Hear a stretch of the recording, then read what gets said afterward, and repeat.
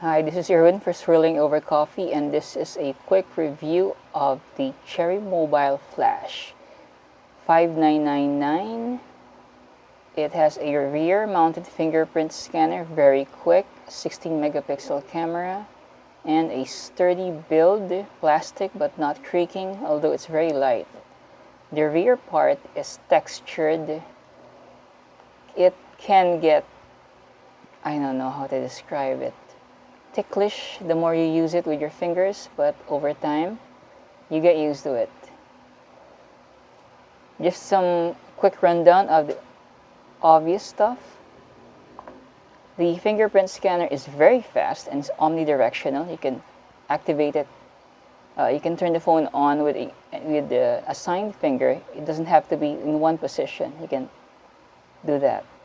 Also, the buttons on the chin are not backlit but provide enough haptic feedback so that you don't miss the backlit buttons. And what else? It's the rear part. The rear cover cannot be removed, so you cannot remove the battery. The battery lasts a good 8 hours, 2800 mAh. I'll just go through the quick specs. We covered this in our unboxing. 1.3 GHz octa-core CPU, Android Marshmallow, 16 gig ROM, 2 gig RAM. But about that, we're going to test the multitasking in a bit. 5.5-inch Full HD screen. I'll show you how YouTube feels on this thing. Dual SD card, and yeah, the battery. The allure of this phone is its affordability, 6,000 pesos, and a rear 16 megapixel camera. So why not just go into the quality of the images? The images you will be taking with the default camera, which is very simplistic. You can't even assign exposure points. Here, we don't have a target, don't have a subject right there. So either you just take it and go. Capture speed is very fast, but the resulting images are a bit dull in terms of color, but are clear when there's enough lighting. I took this on an overcast afternoon. I'll show you the video.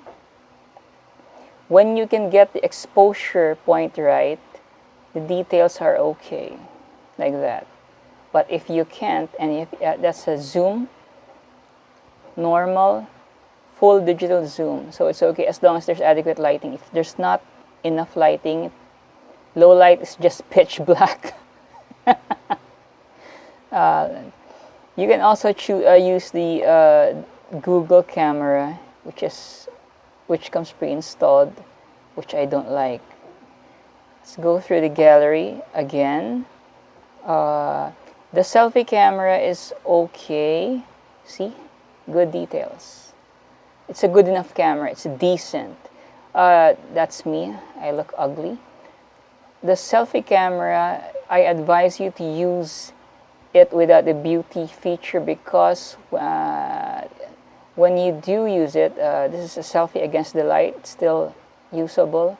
When you do use the beautification feature, you don't look like yourself anymore.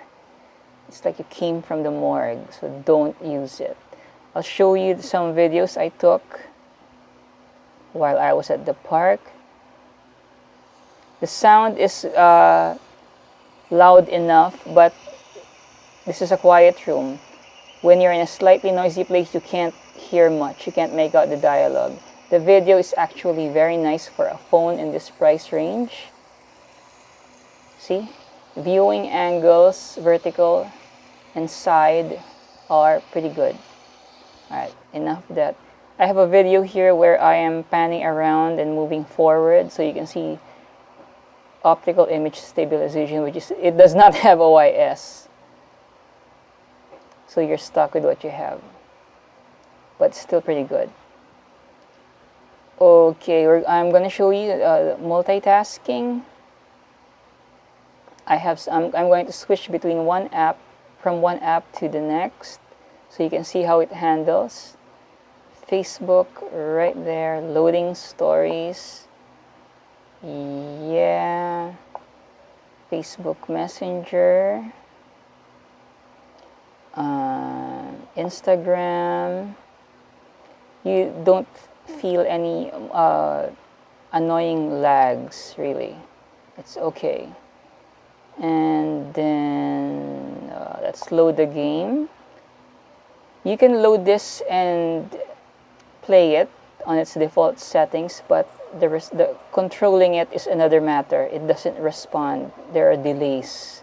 So it's not really a gaming mobile phone.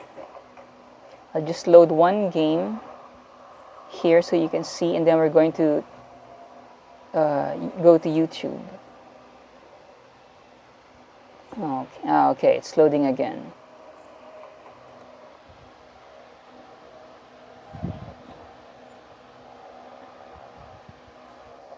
Come on, come on.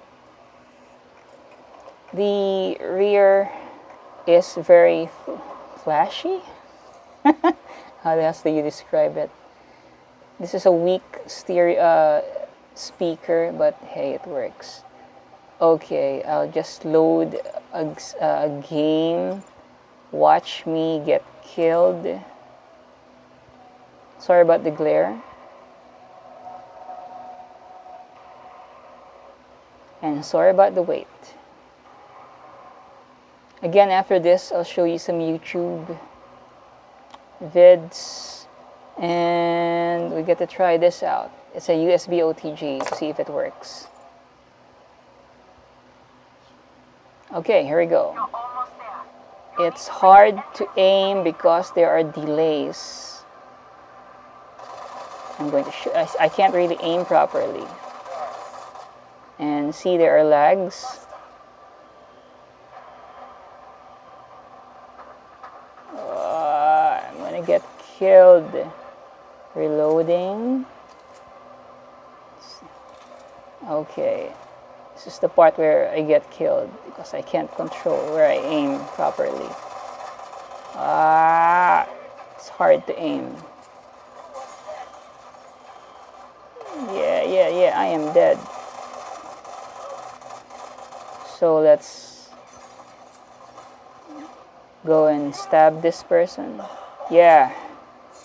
So yeah, there you go, gameplay. It's manageable. There are lags and there are control delays, which makes it annoying. Okay, someone probably texted. You can probably adjust this to customize the, lower everything so that it gets faster. So we're going to abandon that and go to no. There, running apps. I'm going to YouTube. What was I doing before? I was listening to something. Okay.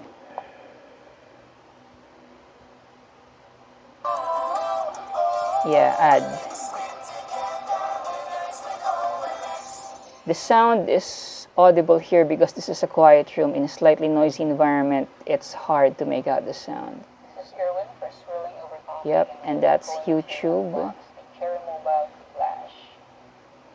Let's go back to Instagram, and then let's go back to Facebook, and then finally let's go back to YouTube again. It's buffering again, but it shouldn't take that long. The screen is great, by the way. See? So multitasking wise, it's pretty good. This is a USB OTG. We're going to check if it works. Nothing. Let's check with the settings, the storage and USB. It's nothing, it's not detected. There are also no settings as far as we can tell wherein you can activate USB OTG. Just to be sure, let's check the file manager. See, there's nothing. Right now, it doesn't support USB OTG. Maybe with an update, it will. It probably should, because a similarly priced phone, which I think has a faster set of specs, the Flash Plus 2 is much better. I'll have that in another video, of course. So, bottom line, multitasking wise, it's great. Build quality is acceptable. Camera is good if you can get the exposure right. Low light is bad. Selfies are actually okay, but don't use the beautification feature, as I said before. The speaker is a bit weak, although it doesn't sound tinny. This is the max volume settings, and yet it doesn't sound tinny. But then this is a quiet room. I need to keep repeating that. So just use your headphones. The rear-mounted fingerprint scanner is very fast. I didn't expect that. It's very fast. Enrolling your finger is very slow, but once you have, it's very fast. Okay. Should you buy this if you have around 6K? This is not a bad purchase. Just oh yeah, the battery is about 8 hours. So you're gonna have to bring a power bank if you keep playing games. It's not a gaming phone. So you see, as you saw earlier, Modern Combat 5 plays okay at the default settings, but I can hardly control it. It's very hard to control. You buy this because it has a good build and a good camera, except for low light. Selfies are okay. As an entertainment phone, maybe not so much, because you need a power bank to sustain your Netflix binges. It only has about 8 hours of battery, moderate usage. And yeah, that's it. And also it doesn't support USB OTG, so that's a bummer.